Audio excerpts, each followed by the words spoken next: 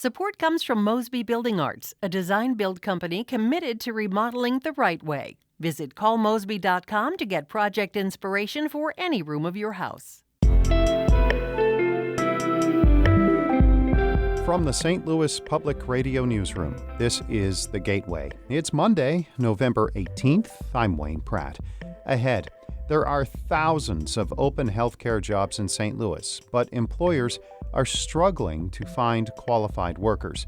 St. Louis Community College says it is expanding programs in hopes of filling the gap. We have an aging population, we have an aging workforce, and the need for healthcare professionals is probably the highest that I've ever seen it. St. Louis Public Radio's Corinne Ruff visits St. Louis Community College's new healthcare facility to see how programs are connecting students to the job market.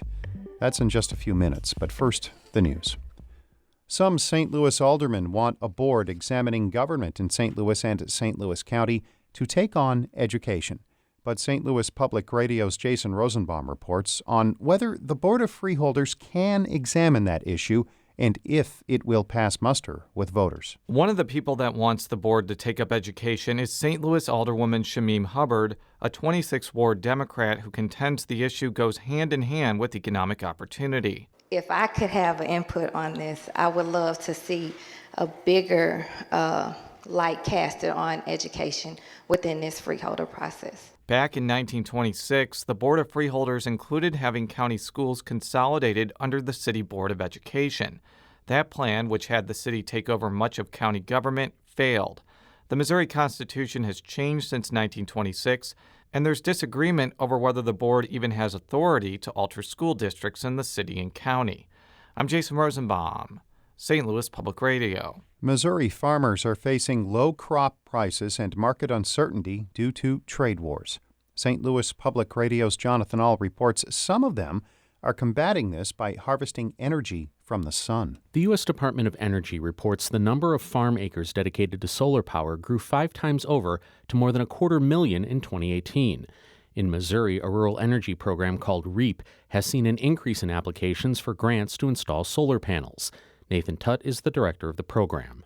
For fiscal year 19, we received 100 applications in the REAP program. The prior 2 or 3 years, I'd say we had anywhere from 50 to 60 applications. Tutt says most farmers are using solar panels for their homes and farms and not yet selling power to utilities. He also says the trend will likely continue as the cost to install solar panels has dropped by 50% in the last 5 years. In Rolla, I'm Jonathan Ahl, St. Louis Public Radio. St. Louis University and the region's brewers are teaming up to examine the value of additional education for workers in the beer industry and possibly attracting more employees. They will hold a discussion tomorrow to also explore how to break into the job market. SLU Brewing Science and Operations Program Director Troika Brodsky says many are not aware of all the businesses related to beer. It's the brewers, it's the restaurant industry, it's the grocery store, it's the distribution, it's the local bottle shops, and it's all of the allied members of the community as well. There's so many different positions where you need more knowledge. Brodsky is also the executive director of the St. Louis Brewers Heritage Foundation. He will moderate that discussion on an educated beer industry tomorrow at the Venture Cafe's satellite location. That's at the Danforth Plant Science Center. It's part of Venture Cafe's Art of Alcohol event. As you start the week with The Gateway, rate and review the program wherever you get podcasts. It will allow a pleasant beginning to the week with the bosses here at St. Louis Public Radio. One of the biggest complaints from companies in St. Louis is that they can't find qualified workers. In the healthcare industry, there are thousands of open jobs, but a recent statewide push aims to blend higher education and workforce development in hopes of training people for the positions that need to be filled.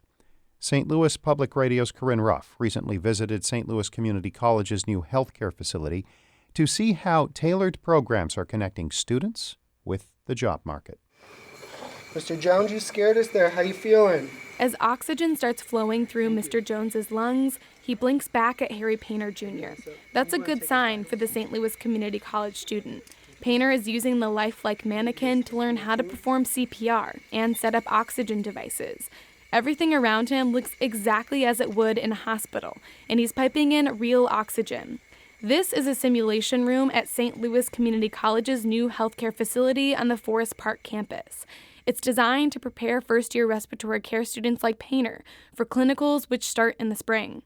By the end of the 2-year program, students will have put in 1,000 hours of clinical work at hospitals in the area. The head of the respiratory care program, Lindsay Fox, says it's like a series of job interviews. Most of our students have jobs before they even graduate because the managers of those hospitals will see our students in action. Fox says that's good for hospitals, too. Respiratory care is one of many healthcare professions that hospitals are struggling to fill. Last year, Fox says there were nearly 200 job openings in St. Louis, and in nursing, there were more than 2,000. That's why over the next 5 years, St. Louis Community College plans to expand its nursing program by 75%. Health Sciences Dean William Hubble says that's a direct effort to meet local workforce needs. This is a time where we have an aging population, we have an aging workforce, and the need for healthcare professionals is probably the highest that I've ever seen it. I've been in healthcare for 40 years. This kind of workforce development focus has long been a part of the community college model. But this year, Governor Mike Parson has made it his mission for all educational spaces to prioritize job training. He went so far as to merge the departments of higher education and workforce development. Zora Mulligan helps lead the education side of that new department in Jefferson City. She says it's a big change. Traditionally, the state has focused on pushing people through 4-year degree programs, but that hasn't exactly worked out for everyone. What we heard around the state and what the data will tell you is we need a much broader set of options, both to meet individuals' needs, but also to meet our workforce needs. She says 2 data points in particular stick out. Median wages and education levels across Missouri lag far behind other states. Just getting a job isn't enough, she says. Developing skills to get better jobs is the key. At a recent workforce conference in St. Louis, Mulligan said part of the solution is bringing more education to job centers, like credential programs and apprenticeships. The reality is without some kind of post-secondary training, those people are likely to be repeat customers and not the kind of repeat customer you want. You really want to get people on a track to training that gets them into a better job, and then a little more training and a little better job. Mulligan says cost is often the biggest barrier. That's why she's also helping spearhead a financial aid program called Fast Track. It has $10 million in grant money budgeted for the year to cover the cost of schooling for adults over the age of 25. That money can go toward a certificate, industry credential, or a bachelor's degree for in-demand fields like teaching, trades, or STEM. Back at St. Louis Community College, Harry Painter Jr. is making sure Mr. Jones is doing okay, even asking the lifelike mannequin if he needs a glass of water.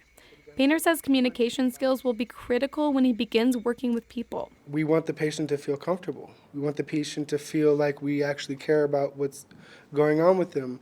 And we want to show that as well, because just as people, that's how we should be. In just a few months, Painter will have the opportunity to start putting his education into practice at a real hospital. I'm Corinne Ruff, St. Louis Public Radio.